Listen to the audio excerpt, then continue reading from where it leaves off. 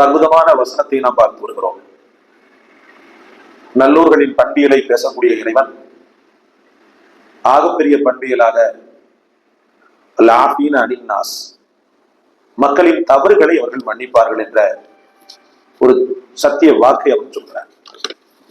அன்பிற்குரியவர்களே, உலகம் எப்படி இயங்கிக்கிட்டு இருக்குதுன்னு சொன்னா, ஒரு அடிக்கு அதே போல ஒரு அடி, ஒரு ஏச்சுக்கு அதே போல ஒரு ஏச்சு, ஒரு பாதிப்பை கொடுத்தான்னா இன்னொரு பாதிப்பையோ அல்லது அதே போல பாதிப்பையோ அல்லது அதை விட சற்று அதிகமான பாதிப்பையோ கொடுத்தாதான் ஆத்மா சாந்தி அடையும் அப்படின்ற ரீதியில் உலகம் இயங்கி கொண்டிருக்கிறது.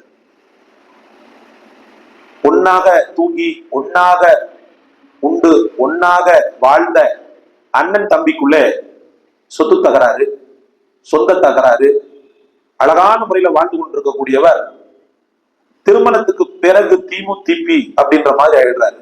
திருமணத்துக்கு முன்பு ஒரு அண்ணன், திருமணத்துக்கு பின்பு ஒரு அண்ணன். வரக்கூடிய அந்த மங்கை நல்லால் அவள் செய்யக்கூடிய சில தந்திர மந்திர வேலைகளுக்கு அகப்பட்டு கூட பிறந்த பிறப்பை வெறுக்கக்கூடிய மக்களை நாம பார்க்கிறோம். தாய் மாமனை வெறுக்கக்கூடிய மக்களை நம்ம பார்க்கிறோம்.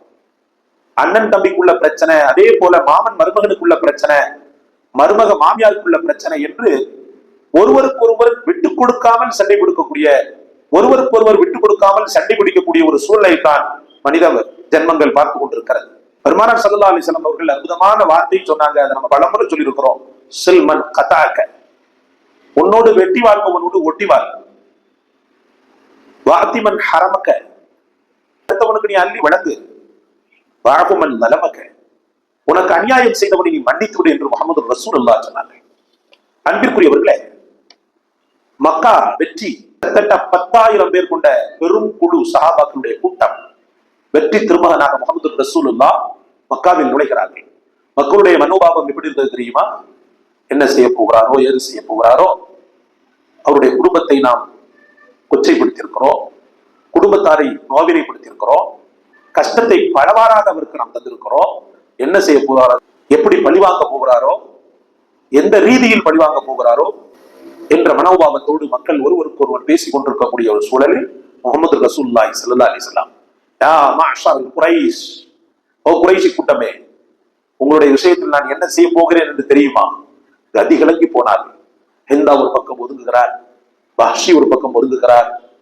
யாரெல்லாம் முஹம்மது ரசூலுல்லாஹ்வுக்கு துன்பங்கள் துயரங்களை அள்ளி இறைத்தார்களோ அந்த மக்கள் எல்லாம் ஒதுக்கி கொண்டிருக்கக்கூடிய சூழலில் பெருமானார் ஸல்லல்லாஹு அலைஹி வஸல்லம் கேட்கிறாங்க, என்னுடைய விஷயத்துல நீங்க என்ன நினைக்கிறீங்கன்னு சொல்லி கேட்டாங்க.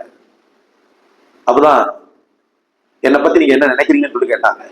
அப்பதான் மக்கள் சொன்னாங்க, அந்த கைர், நீர் சிறந்தவர், அந்த அபுல் கரீம், சங்கை மிகுந்த சகோதரன், நீங்க பழி வாங்குவீங்களா, நீங்க சிறந்த சகோதரன். இந்த வார்த்தைகளை சொன்ன உடனே முஹம்மது ரசூலுல்லாஹி ஸல்லல்லாஹு அலைஹி வஸல்லம் ஹஜ்ரத் சையதுனா யூசுப் நபி, ஹஜ்ரத் யூசுப் அலைஹிஸ்ஸலாம் அவர்கள் எடுத்த முடிவை தான் நானும் உங்களுடைய விஷயத்தில் எடுக்கிறேன். லா தத்ரீப அலைக்குமுல் யௌம், இந்த நாளையில் எந்த பழிவாங்குதலும் கிடையாது. லா தத்ரீப அலைக்குமுல் யௌம், இந்த நாளையில் பழிவாங்குதல் கிடையாது. அல்லாஹ் உங்களையும் என்னையும் மன்னிக்கட்டும். அல்லாஹ் அக்பர். உங்களை இந்த வார்த்தையை கேட்ட உடனே ஆனந்தம் கரை புரண்டு ஓடியது. பெருமானார் முஹம்மது ரசூலுல்லாஹி ஸல்லல்லாஹு அலைஹி வஸல்லம் பழி தீர்க்க வாய்ப்பிருந்தும் கூட அந்த மக்களை தான் ஒரு மேல் மகனாக விழுந்து மன்னித்து அவர்களுக்கு தேவையான உதவிகளை செய்தார்கள் முஹம்மது ரசூலுல்லாஹ். அன்பிற்குரியவர்களே, அந்த தன்மை ஏன் அற்று போய்விட்டது? நான் சொல்லுவேன், ஒரு மனிதன் சிறந்தவன் என்பதற்கு இபாதத்துகள் காரணம் இல்லை. ஒரு மனிதன் சிறந்தவன் என்ற பெயரை எடுப்பதற்கு வணக்க வழிபாடுகள் காரணமாண்டா? வணக்க வழிபாடுகள் ரப்புல் ஆலமீனிடத்துல மிகச்சிறந்த பெயரை பெற்றுத் தரும், சந்தேகமே கிடையாது. மக்களுக்கு மத்தியில உனக்கு இருக்கக்கூடிய அந்த கண்ணியம் எப்போ கிடைக்கும்னு சொன்னா, நீ மனிதனாக மன்னிப்பவனாக மாறும்போது மட்டும்தான் கிடைக்கும். வணக்கங்கள்லாம் நீங்க மறைச்சுதான் செய்ய முடியும். தஹஜ்ஜுத மறைச்சு செய்யணும், லுஹாவை மறைச்சு செய்யணும், திக்ர் ஃபிக்ர மறைச்சு செய்யணும், குர்ஆன் திலாவத்தை முடிந்த அளவுக்கு மறைச்சு ஓதணும், நன்மைகள் பிறருக்கு தெரியக்கூடாதுன்ற மாதிரி மறைச்சு செய்யணும். ஆனால் அன்பிற்குரிய அல்லாஹ்வின் பெருமக்களே, இது போன்ற மன்னிப்புடைய விஷயத்தில் நீங்க தாராளமாக நடந்து கொள்ளும் போது அல்லாஹ் அக்பர், அல்லாஹ் அக்பர், எவ்வளவு பெரிய பாக்கியத்தை அல்லாஹ் தருகிறான் தெரியுமா? மன்னிப்புன்ற குணம் நீங்க எப்ப கையில் எடுக்கிறீங்களோ, அவன் சம்பந்தப்பட்டவனுக்கும் சம்பந்தப்படாதவனுக்கும் கூட, அண்ணங்காரன் அவ்வளவு கொடுமை பண்ணா தம்பி மன்னிச்சிட்டாரு, தம்பிக்காரன் அவ்வளவு கொடுமை பண்ணா அண்ணன் மன்னிச்சிட்டாரு, பெத்த பிள்ளைங்க அவ்வளவு பாதிப்பை கொடுத்துருச்சு, பெத்த பிள்ளைகளை கடைசி வரைக்கும் அவர் ஆதரிச்சார் என்ற அந்த நற்பெயரோடு சேர்வது எவ்வளவு பெரிய பாக்கியம், எவ்வளவு பெரிய உத்தமம். அன்பிற்குரிய அல்லாஹ்வின் பெருமக்களே, இந்த மனித தன்மை நிமிர மன்னிப்பை கையில் எடுப்பது அவசியம் சகோதரர்களே. மக்களை அவர்கள் மன்னிப்பார்கள் என்று அல்லாஹ்வுடைய அந்த தெய்வ வாக்கு கோப்ப. அன்பிற்குரியவர்களை, ஒரு முறை அபூதர் கிஃபாரி ரலியல்லாஹு அன்ஹு எப்படிப்பட்டவர்? சமூகத்தின் ஈசா என்று வர்ணிக்கப்பட்டவர். என்னுடைய சமூகத்தில் ஈசா அலைஹிஸ்ஸலாம் என்று வர்ணிக்கப்பட்ட பற்றற்ற ஒரு துறவி, மிகச்சிறந்த சஹாபி, ஆனால் கொஞ்சம் உயர்ந்த குலம், அரபுலேயே ரொம்ப ஹை குவாலிட்டி அரபி. ஒரு முறை சபையோர்கள் முன்னிலையில் பேசிக் கொண்டிருக்கும் போது ஒரு கருத்தை பேசுகிறார். அங்கே அந்த சபையில் இருந்த பிலால் இப்னு ரபாஹ் ரலியல்லாஹு அன்ஹு இந்த கருத்தை ஆமோதிக்காம ஆட்சேபனை தெரிவிக்கிறாங்க. நீங்க பேசின அந்த கருத்துக்கு நான் ஆட்சேபனை தெரிவிக்கிறேன்னு சொன்ன மாத்திரத்திலேயே சௌதா, ஓ கருப்பியின் மகனே உட்காரு, அந்த கருத்து சொல்ல வந்துட்டேன் இந்த மாதிரி சொல்றாங்க. உள்ளத்துல நொறுங்கி போனாங்க சார் பிலால் இப்னு ரபாஹ் ரலியல்லாஹு அன்ஹு. என்ன நடந்தது?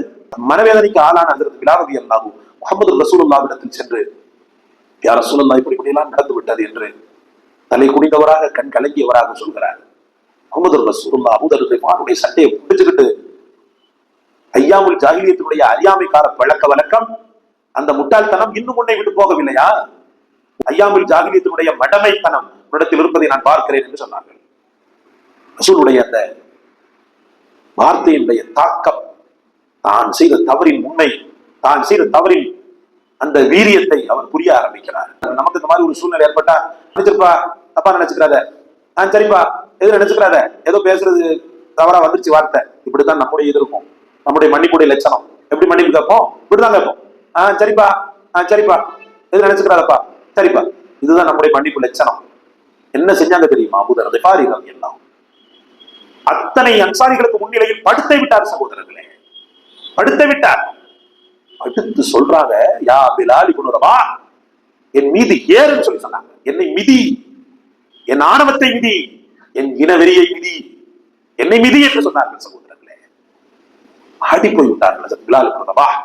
நீங்க செய்ததை விட இது அதிகப்படியாக இருக்கிறது, நான் உங்களை மன்னித்து விட்டேன், எழுந்திருங்கள் யா அபூதர் என்று எழுப்பி கட்டி அணைத்து கண்கள் கண்ணீரை பொழிய அந்த இடத்துல நடந்த அந்த அழகான சகோதர சங்கமத்தை பார்த்து முஹம்மது ரசூலுல்லாஹ் ஆனந்தப்பட்டார்கள்.